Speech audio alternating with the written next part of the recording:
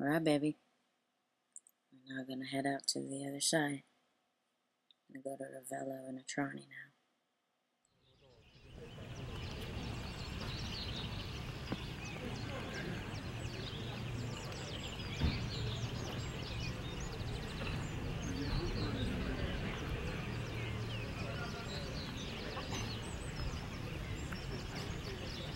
This is Piazza del Duomo. So, good day, just walk hand in hand. Just check things out. This town is historically the destination for artists, musicians, and writers, so I don't doubt I'm going to be very inspired. Richard Wagner, Edvard Grieg, one of my favorite artists, MC Escher, Giovanni the Portrait, Virginia Woolf, Greta Garbo, Gore Vidal, which you would know, Andre Gide, John Miro, Truman Capote, Tennessee Williams, Graham Greene,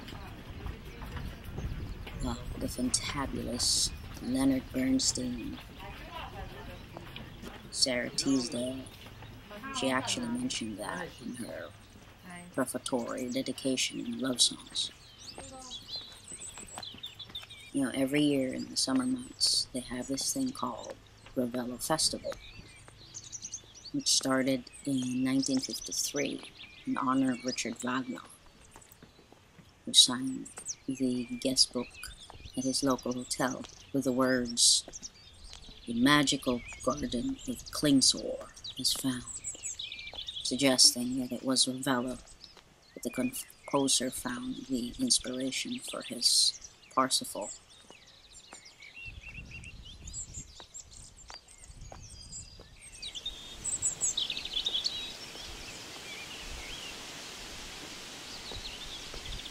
You know, there's an ancient legend, and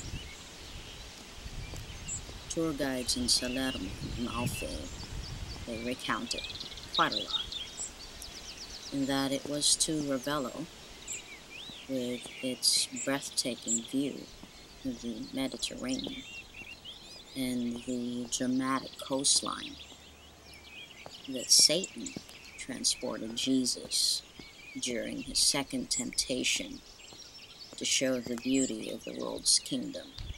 This was in the book of Luke. Well, I'm not going to use my date as a theological debate and debunking of historical lie about Satan, since Satan really, when it was first used, it's a Hebrew word meaning Satan, adversary. It was used as a verb in Book of Numbers. So again, it was basically the first sentence that had this word is meaning I Sataned you. So, and it just got really evolved. People just really made a brand name for this, you know. It doesn't even exist. Just the primal fears and myths just got worse. So but the word, you know, the way it became today, becoming a trademark and a brand, really started off with the Judeo-Christians. And, you know, after it was actually Dante's that made the horrific monstrous image of, the bozo. So it's just a word. And we can't even equate it to Lucifer. That's a whole different topic too. So anyway, I just kind of laugh. You see, people like to play the blame game. They can't explain things. They have to create something. Even the word God. And in the medieval ages, the entire thing started spinning since 1st century. But it really got worse during the 12th, when they had to equate women. They had to demonize women. That's when they really, really went up the ante. The Garden of Eden. The serpent there was not even the word Satan in Hebrew.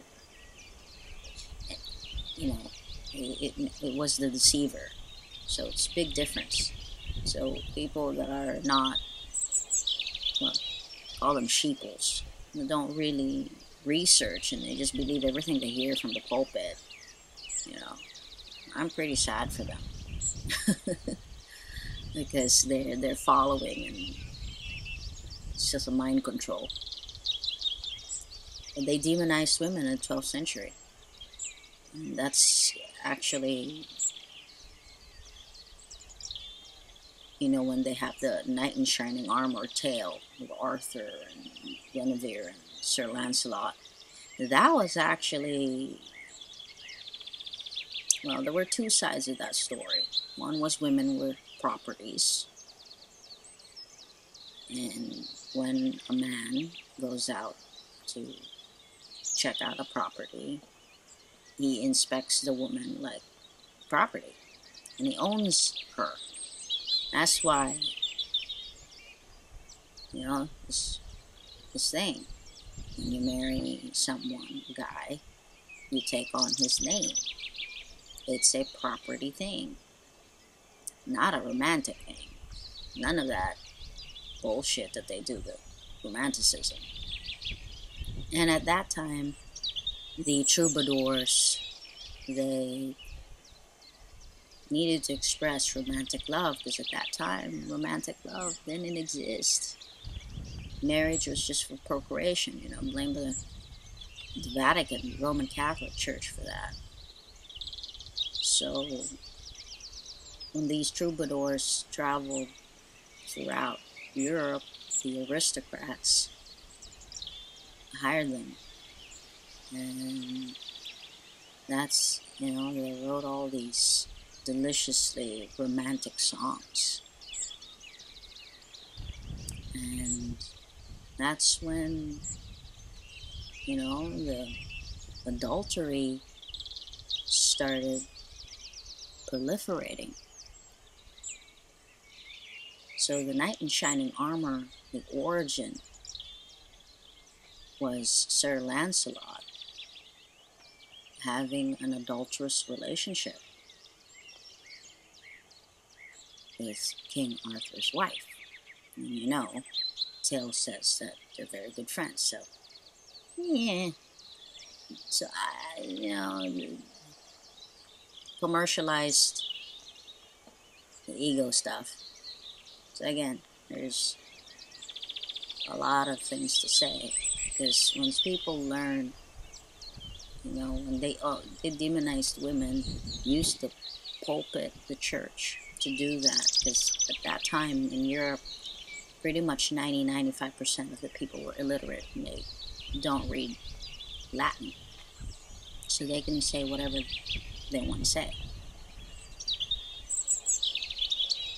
And they demonized Eve, and then they joined her together with Satan.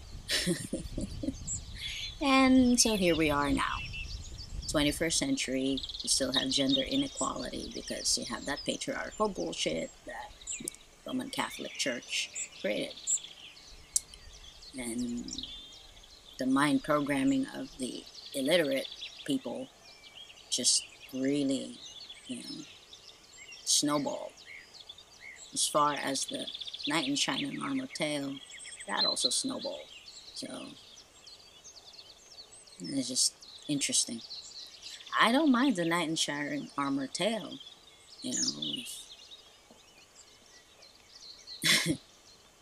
if both people are single. So, anyways, I said I'm on a date. It's one of those things that irks me. How we lift up ego, shallow issues, lust, and true love is put on the side.